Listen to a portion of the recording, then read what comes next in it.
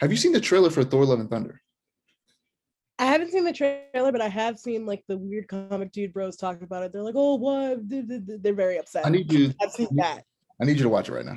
All right, but so I'm not caught up in the MCU by any means. I have seen Captain Marvel. That is it. That's the only.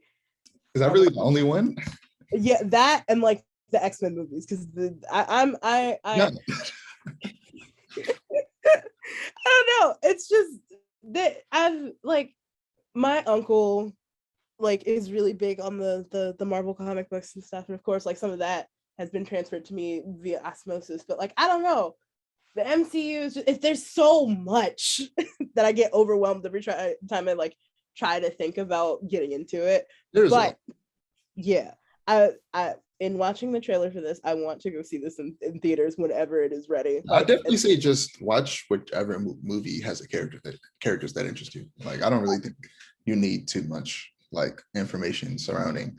Like I don't think other than like Endgame, Infinity War, I don't think, and maybe Civil War, like the movie with the movies with the big team ups. Of course, you might need a bit of information, but otherwise, if it's not a movie with a big team up, then you can just jump into it. Like most of the solo films, you can just jump into any one of them randomly and just watch them if the character interests you. Like if you like that trailer, watch Thor Ragnarok. It's by the same writer. It's also Thor, and actually it's great, and it's why I'm so excited for this movie because Thor Ragnarok is my second favorite MCU film, just after Captain America: Winter Soldier. And if you see that trailer and it interests you, like if you like get somebody, if you don't have Disney Plus, get somebody who has its account and like watch Thor Ragnarok. You'll probably love that movie if you like that trailer.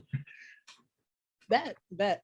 It's like because I see all the like memes in air quotes about it, like the watch order and stuff, and like I would look at it and it's like that's really overwhelming. Why is there a watch order? But like hearing it, or it's like you can just watch it and that's it. There's no like actual real order. I'll probably start with Ragnarok because I have been looking at it to watch recently.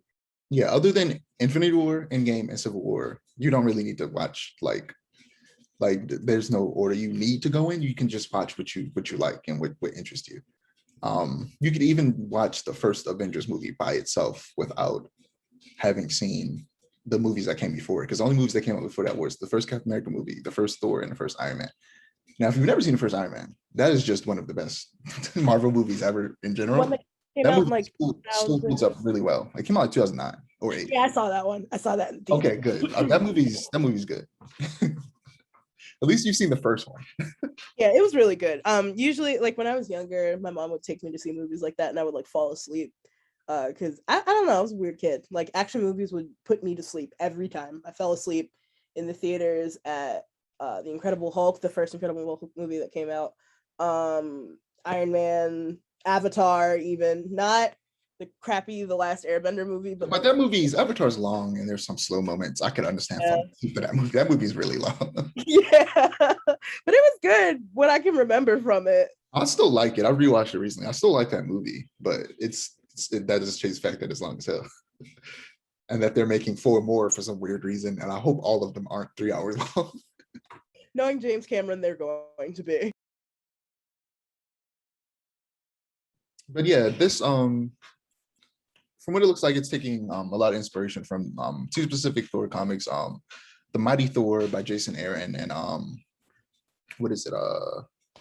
Thor God of Thunder. I forget who wrote that comic, but yeah, I've read the first 2 volumes or 3 volumes of Mighty Thor in their entirety.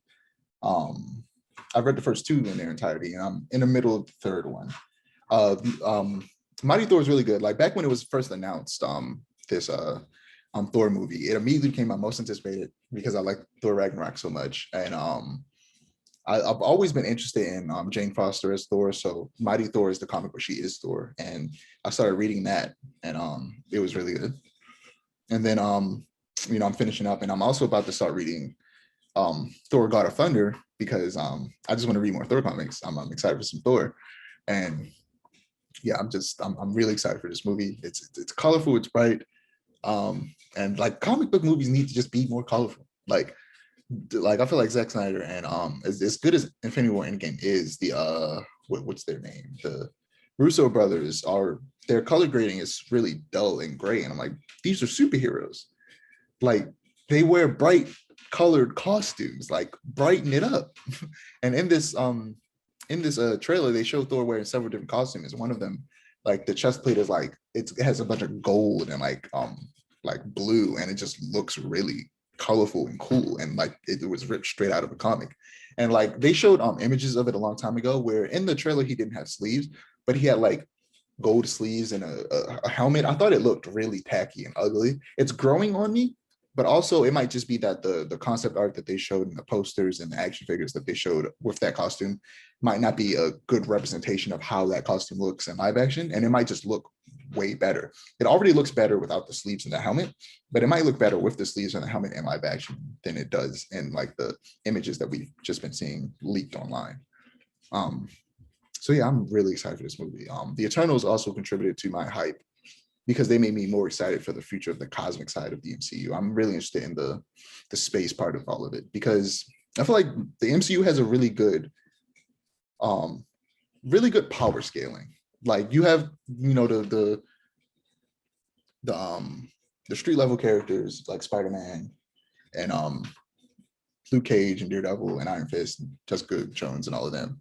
And then you have Iron Man, who's like a step above that, and Captain America and all of them. And then you get into space and you got Captain Marvel, who's like Goku, and Thor, who's also like Goku, like characters that are like far beyond like just protecting one planet. Like they're strong enough to protect the galaxy. And there are more and more characters like that are being introduced. Like there was a character in Eternals called Icarus, who is essentially, honestly, like Superman. He has laser vision, he has super strength, he can fly.